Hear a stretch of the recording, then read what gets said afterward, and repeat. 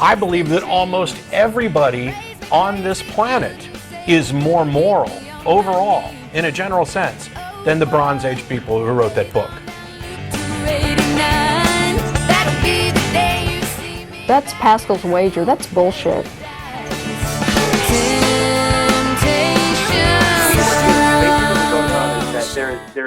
There's a first cause to all this. Basically, I could say that my point of view came from being born, right? My parents had sex. But then at the same time, there's a first cause to things because we live... By point of view, are you just saying existence with different words?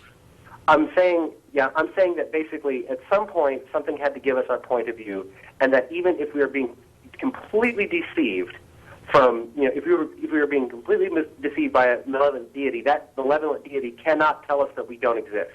That is why there's a God.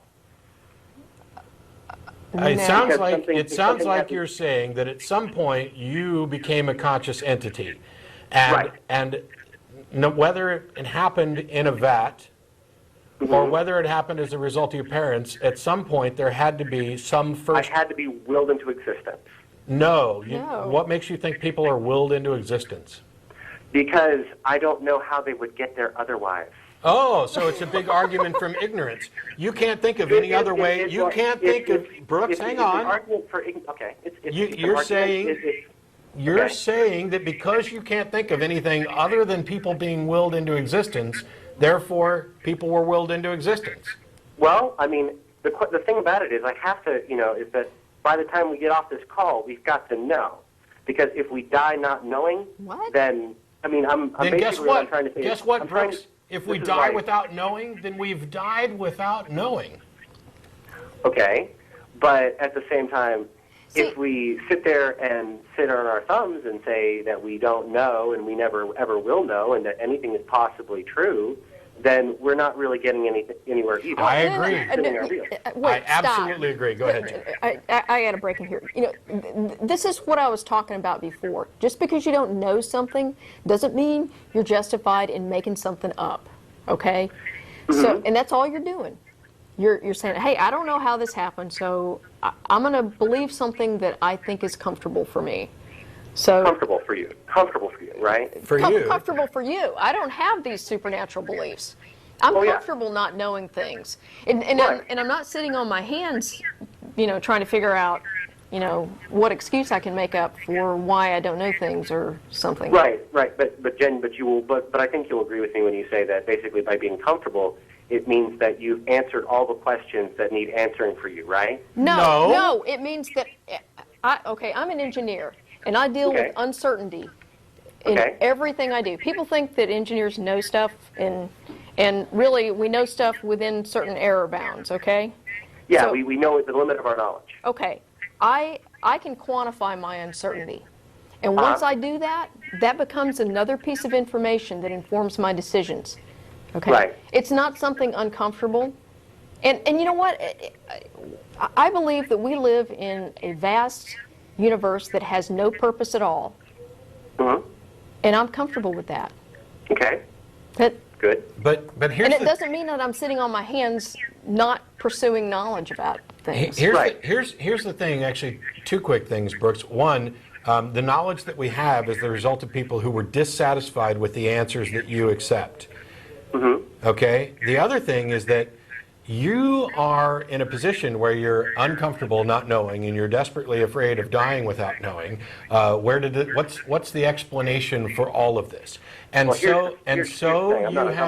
so you have convinced yourself that you have some answer, that there must be a God. And in actuality, what you've accepted is a non-answer. Give me just a second more. The God explanation, I put that in scare quotes, is not an explanation. It has no explanatory power. It doesn't give us any better understanding. If you can take your explanation for how to explain consciousness, if you can take your explanation and sub in it's magic or I don't know, and your status of knowledge has not changed, then the answer is useless. And I don't care whether you call it a God in the theist sense or Jehovah. Okay. You don't have an answer. You don't even, you have a non-answer. You have a pacifier that keeps you from actually looking for the answer. Okay. Now I'm going to speak to Jen. Okay. Okay. Because Jen's an engineer, and you talked about talking about what you can quantifying what you don't know, right? Right. Well, in this sense, what I would do is I would take all the things that are beyond the limit. I would think of the greatest thing I can possibly imagine, and in my sense, those are the three attributes of omnipotence, omniscience, and omnipresence. The only reason that I choose those three is because I can't imagine anything that would be greater than that. Okay.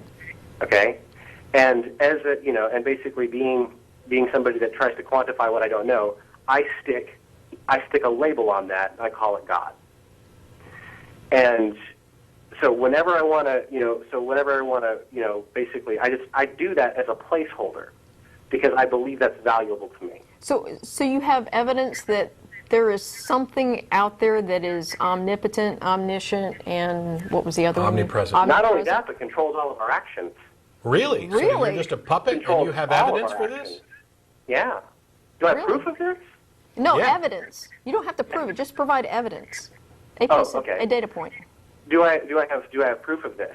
No, evidence. Okay. All right. Basically, I take it as I throw my pencil against the wall. Okay. Okay, and I use that to prove that I have free will. Right now, I may be going off track, and I have a feeling that somebody's getting ready to shoot me down here. Is anybody getting ready to shoot me down? Well, you just said that this thing controls all of your actions, so maybe it made you throw the pencil up against the wall Yeah. to trick yourself into thinking that you had free will. Right, and I know I'm a horrible arguer here. I really suck, but I'm also saying that I'm needing to prove that I have free will by throwing a pencil against the wall, where in essence, basically, I needed to prove at that specific second that I had free will, and thus I wasn't really free to not throw the pencil against the wall at that moment. You haven't proved a thing, but Yeah. anyway, get to the point. So I haven't proved a thing. Okay, so anyway, basically what I'm trying to say is that because basically there is a need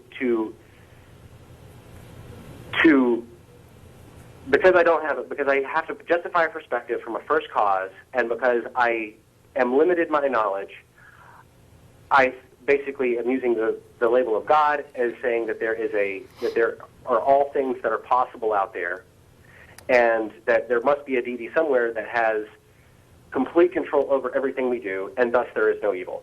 Why? Huh? Why would you say that? Why must there be Because this? if evil really existed, if there was anything that the thing that was omnipotent, omniscient, and omnipresent didn't want to happen, it would not happen.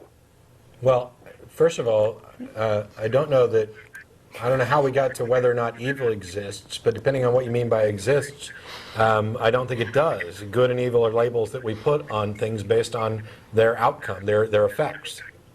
Right, but you basically call yourself atheists, meaning that there is no God, and I'm trying to say Well, that there is a God based off of the... Yeah, based off of what? Yeah. Based off the fact that we have a limit to our knowledge and there's something beyond. Sure, I agree. We have a limit to our knowledge.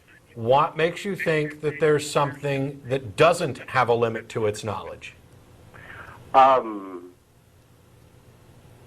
Something that doesn't have a limit to its knowledge. Omniscient. You believe in something that's all-knowing. You say, Yeah. I have a limit to my knowledge, and therefore there must be something that doesn't have a limit to its knowledge. And I say, what's the justification for this besides I really hope it's true?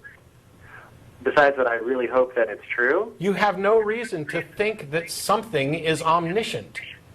I have no reason to think that there's something that is omniscient, because it's the same reason why I put an infinity symbol on numbers. I don't know what the highest number is, but at the same time, I put a There symbol there so I isn't can a talk about it. highest number. Yeah. But we do use a symbol for it. We use the concept No, of infinity. the to talk about symbol it. So isn't therefore, for- I'm using the concept of God The to talk symbol- about these things. The symbol is not for the highest number. The symbol is for there is no highest number. The symbol is for the concept of infinity. Sure. Yeah. Right, and that's the same way that I'm using the concept of God to talk about all these things. There is no Yeah. actual infinity. just like there is no actual God. Amen. Exactly. Thank you, Brooks.